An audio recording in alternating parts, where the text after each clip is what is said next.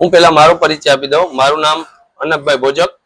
હું આની પેલા 5 વર્ષ જિલ્લા પંચાયતના સભ્ય હતા અને વર્તમાન અત્યારે બિલખા 2 જે તાલુકા પંચાયતની સીટ છે એમાં ભારતીય જનતા પાર્ટીએ મારા ધર્મપત્નીને આ તાલુકાની 2ની સીટ માટે ઉમેદવાર બનાવ્યા છે, બરોબર।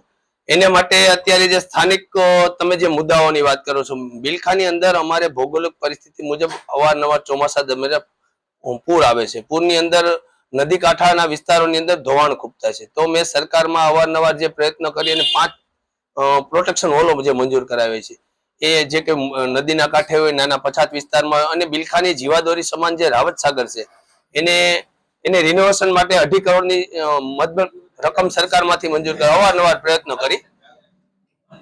ખેડૂતોના પ્રયત્ન માટે સરકાર કાયમી તત્પર રહી છે। હમણાં એમ માનો કે ટૂંક સમયની અંદર હમણાં આપણે જોયું કે અતિવૃષ્ટિ થઈ હતી, એની અંદર પાક નિષ્ફળ ગયો કે પાક ધોવાણ થયો, તો એની અંદર 10,000 કરોડ જેવી મદદ રકમ સરકારે આપેલ હતી। અને નાના મોટા પ્રશ્નો જે કાંઈ હોય, એમ માનો કે અત્યારે ફેન્સિંગ, તાર ફેન્સિંગના મુદ્દા હોય કે ઘણા ખેડૂતોના મુદ્દે સરકાર પોઝિટિવ વલણ દઈ અને ઘણા કામો સરકાર કરી રહી છે।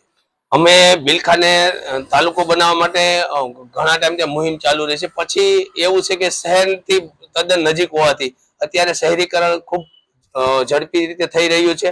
અને અહીંની વાત કરીએ તો જે ધાર્મિક સ્થળો છે એના માટે મેં આગળ જેમ કે આપને આગળ કીધું કે પ્રોટેક્શન કાંઠા ધોરણ રાવતેશ્વર હોય કે બુધનાથ હોય, એવા મંદિરોની અંદર મેં એમ માનો કે મંદિરોની સેફટી માટે દિવાલો સરકારમાંથી મંજૂર કરાવેલ છે।